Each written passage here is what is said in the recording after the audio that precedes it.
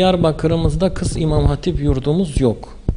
Erkek bir tane erkek İmam Hatip yurdumuz var. O da Farabi'nin erkek İmam Hatip yurdu. Sonra dönüştürülen bir yurttur. O da yetersizdir maalesef. Din Öğretimi Genel Müdürlüğü geçen seneden itibaren bu tür kaygılardan dolayı kız İmam Hatipler açmaya başladı. Diyarbakır'ımızda da birisi Anadolu, birisi düz olmak üzere 2 tane İmam Hatip açıldı.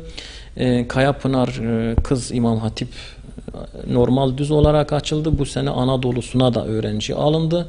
Dolayısıyla sadece kız İmam Hatip'tir ve büyük bir teveccüh olduğunu duyuyoruz. Halkımız ona teveccüh gösteriyor. Bir de Bağlar Diyarbakır Kız Anadolu İmam Hatip Lisesi açılmış. Hem Anadolu hem düz bölümü var. Sadece kız İmam Hatip'tir. İnşallah zaman içerisinde halkımızın bu isteğine uygun bir şekilde kız İmam Hatiplerimiz, erkek İmam Hatip liselerimiz de açılır. Diyarbakır'da 16 tane toplam merkez ve ilçelerle beraber 16 tane İmam Hatip lisemiz var. 9 tanesi merkezde, 7 tanesi ilçelerde.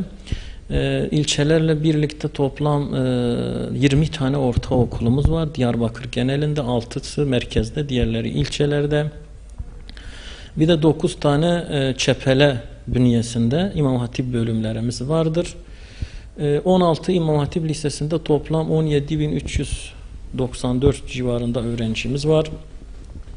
20 ortaokulumuzda da 4.590 öğrencimiz okumaktadır. Çepele bünyesinde de 1000'e yakın öğrencimiz mevcuttur.